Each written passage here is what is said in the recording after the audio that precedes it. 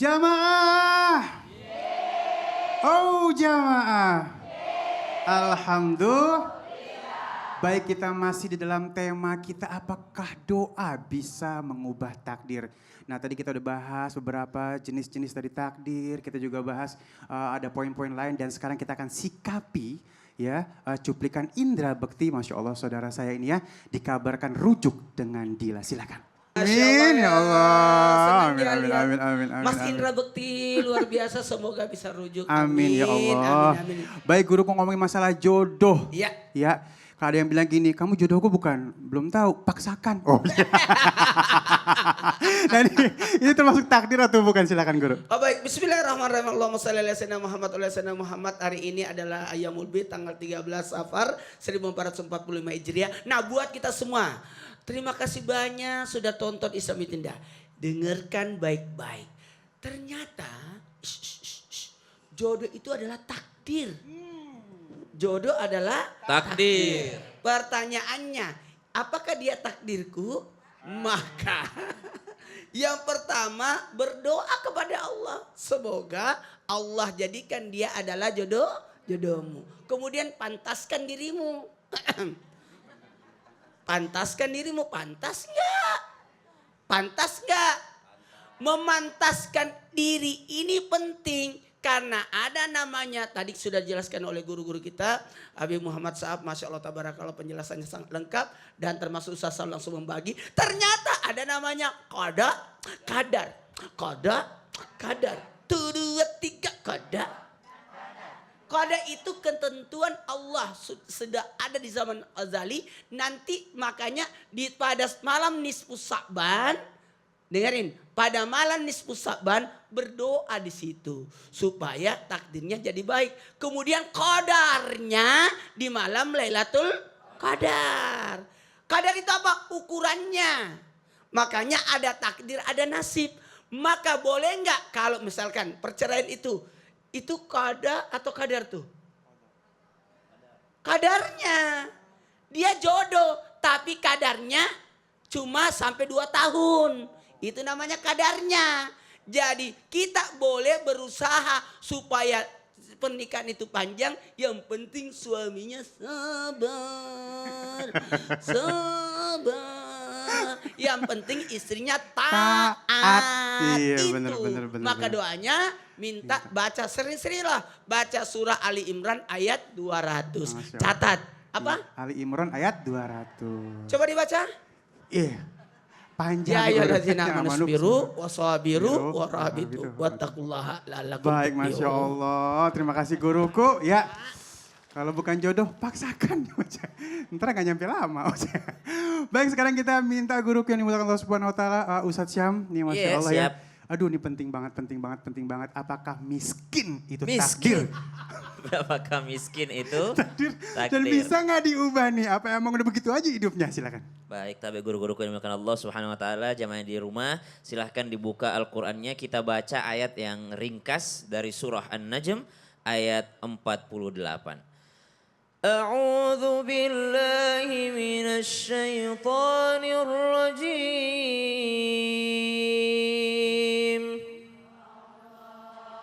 Bismillahirrahmanirrahim. Wa annahu huwa aghna wa aqna. Wa annahu huwa rabbus syi'ra. Wa annahu ahlaka 'adanil ula. Sadaqallahul 'azim. Allahumma arhamna bil Qur'an. Semoga Allah berkahi dan rahmati kita, sayangi kita dengan keberkahan Al-Qur'an. Wa annahu huwa aghna wa aqna. Dialah Allah Subhanahu wa Ta'ala yang maha memberikan kekayaan dan maha memberikan kecukupan. Karena ada orang kelihatan kaya tapi ternyata nggak cukup-cukup bagi dirinya. ada orang yang ternyata kelihatan dari orang lain bahwa dia sebenarnya cukup bagi dirinya. Tapi ternyata gaya hidupnya membuat dia jauh daripada kecukupan tersebut.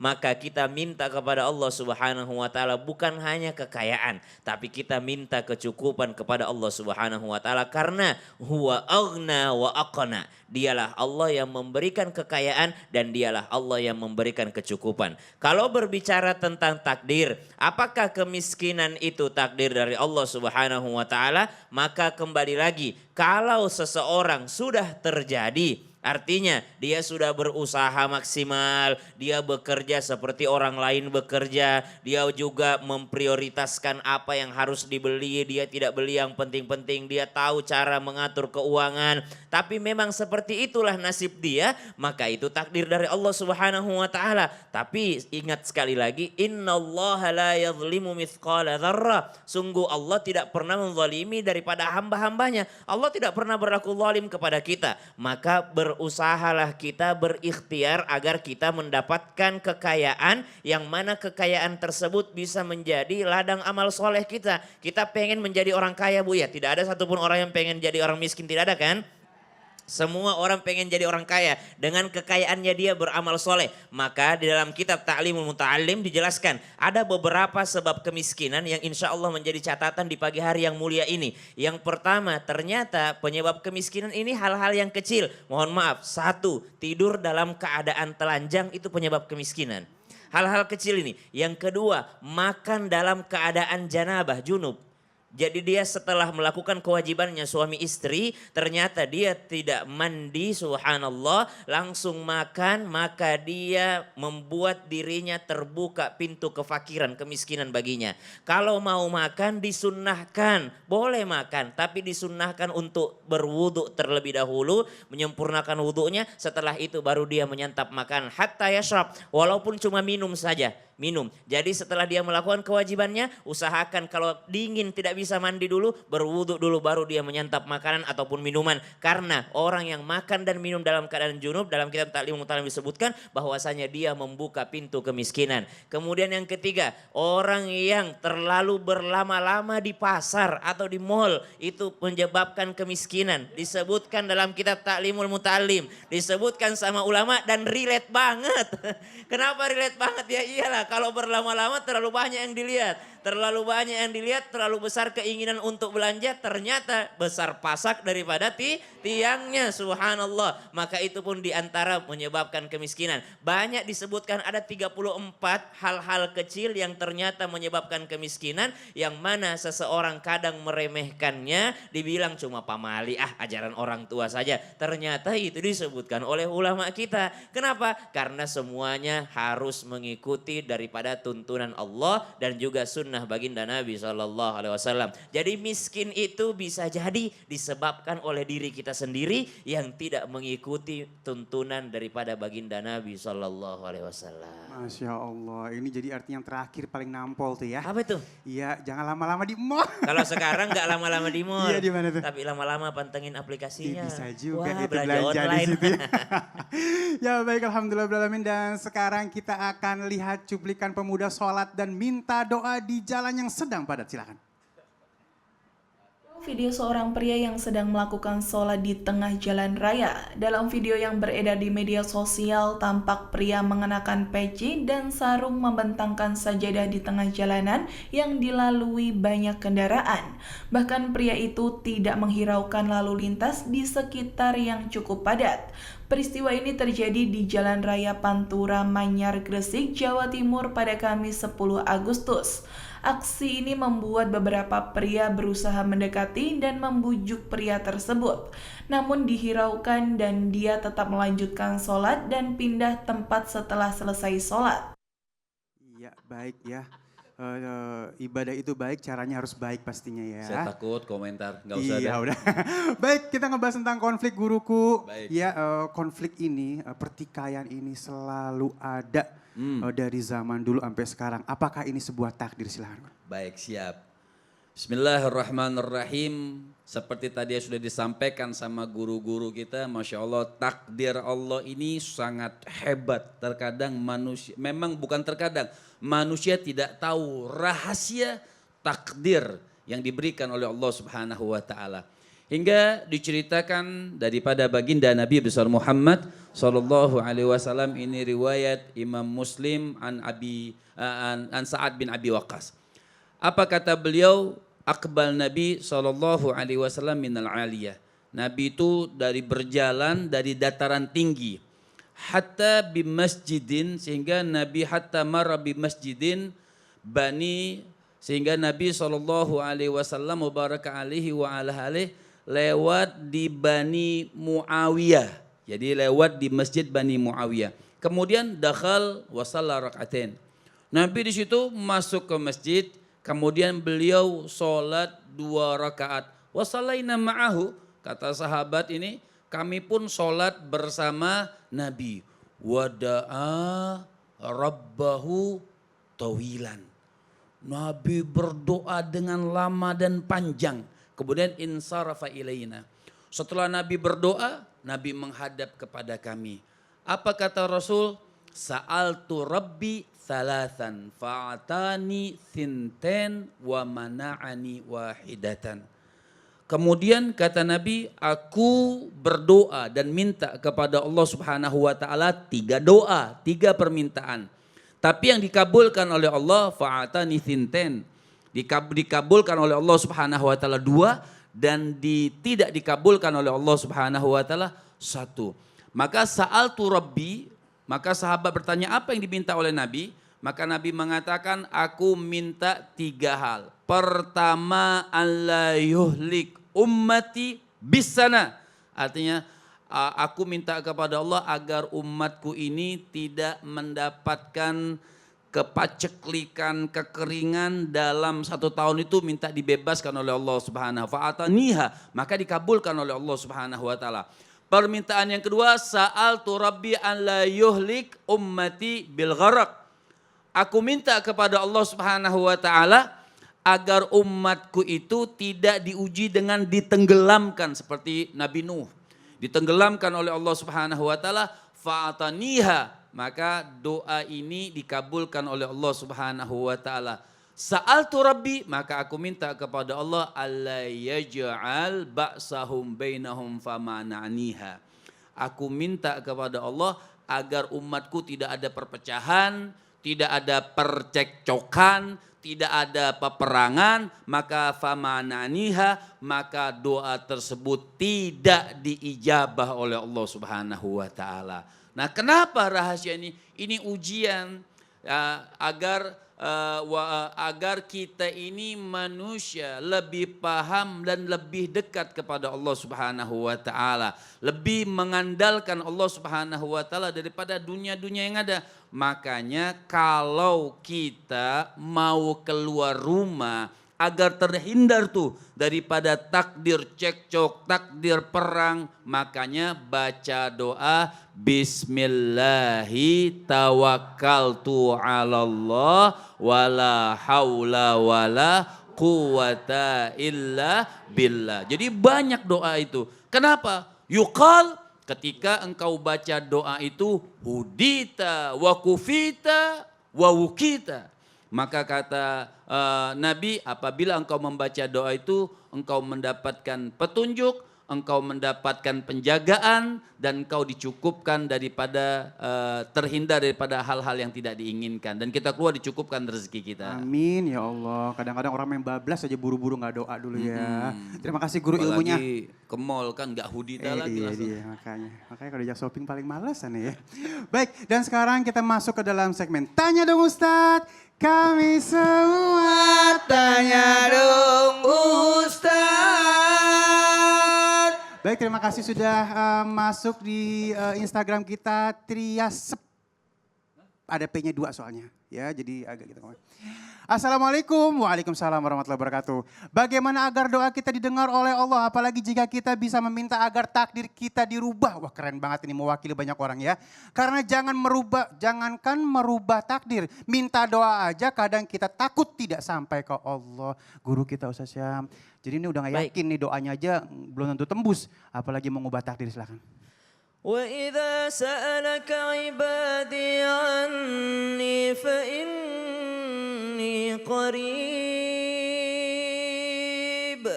Apabila hambaku bertanya kepadamu wahai Rasulullah, maka sungguh aku amatlah dekat. Ujibu da'watad da'i idza da'an. Aku pasti menjawab semua yang memanggilku ketika mereka memanggil. فَلْيَسْتَجِيبُوا لِي وَلْيُؤْمِنُوا بِي. Maka penuhilah permintaanku, perintahku kata Allah, dan berimanlah semua kalian kepada aku. لَعَلَّهُمْ يَرْشُدُونَ.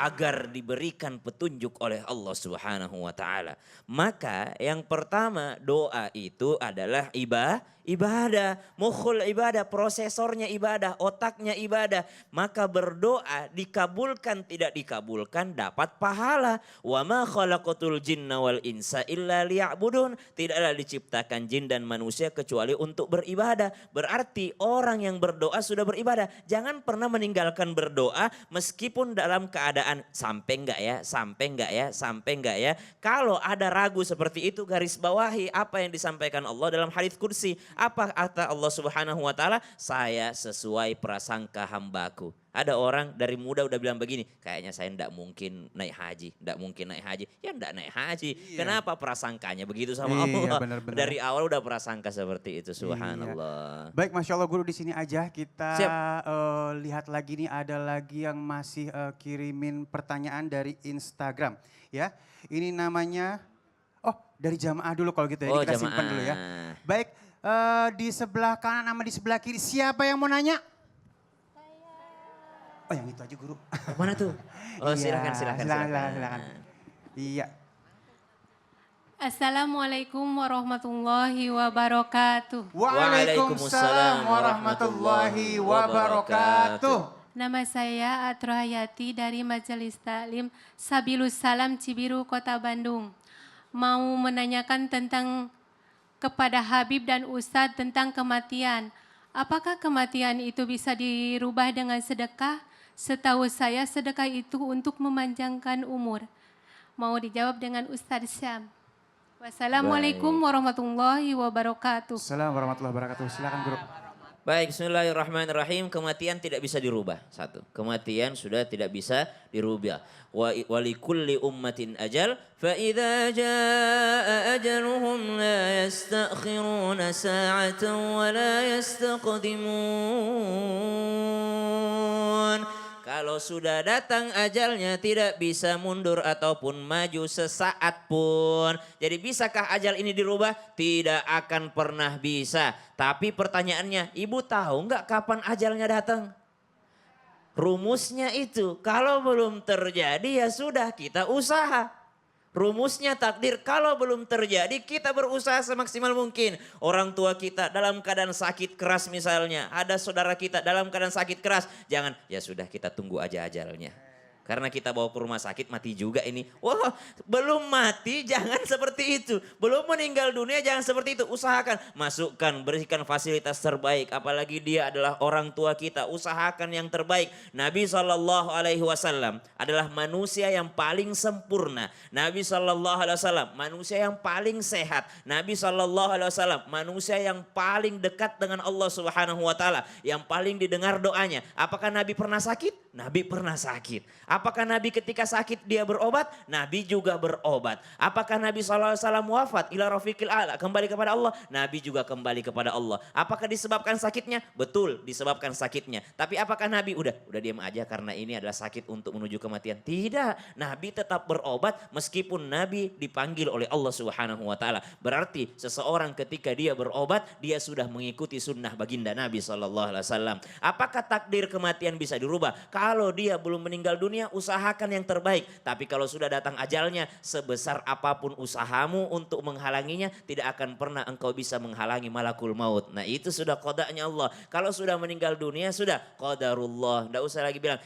ini malpraktek, ini terlambat dibawa ke rumah sakit, ini. Orang beriman langsung mengatakan, qadarullah. Kalaupun kita tahu penyebabnya apa, menjadi pelajaran ke depannya saja. Sama misalnya, mau ke Trans TV dari Bandung, mestinya lewat tol aja. Ternyata pada saat lewat tol macet, dia bilang, gue bilang juga apa, mestinya nggak usah lewat tol katanya. Itu tidak qadarullah itu. Kenapa? Karena kalau kau tidak lewat tol belum tentu juga lancar. Bisa jadi di luar tol engkau mendapatkan kecelakaan. Subhanallah. Kalau sudah terjadi, kembalikan kepada Allah. Qadarullah. Tapi kalau belum terjadi, sedekah banyak-banyak biar dipanjangkan umurnya. Belum terjadi, berobat dengan baik, panjangkan umurnya supaya dapat kesehatan dari Allah Subhanahu wa taala. Ayo sama-sama kita baca doa agar umur kita, orang tua kita, anak-anak kita diberikan keberkahan dan dipanjangkan oleh Allah Subhanahu wa taala. Bismillahirrahmanirrahim. Allahumma tawil umurana wa sahhih ajsadana wa nawwir qulubana wa thabbit imanana wa ahsin a'malana ووسع أرزاقنا وإلى الخير قربنا وعن الشر أبعدنا وقض حوائجنا في الدين والدنيا والآخرة إنك على كل شيء قدير. Panjang umur, sehat, hati terang, dikuatkan keimanannya, diluaskan rezekinya, urusan dunia, agama dan akhiratnya dilancarkan oleh Allah Subhanahu wa taala. Amin ya rabbal alamin. Baik Guru, tetap di sini dulu. Ada pertanyaan lagi? Masih ada lagi ini Masih sekarang ada. tadi udah dari sini, sekarang kembali lagi ke Instagram. Ayu Destian. Ini ada 2 ya. Assalamualaikum. Waalaikumsalam. Waalaikumsalam. Saya kan dan ibu-ibu ikut arisan, iya. Nah terus saya pernah ada di posisi menang terakhir. Tapi apakah saya bisa merubah takdir agar saya menang arisan di awal? Mohon penjelasannya.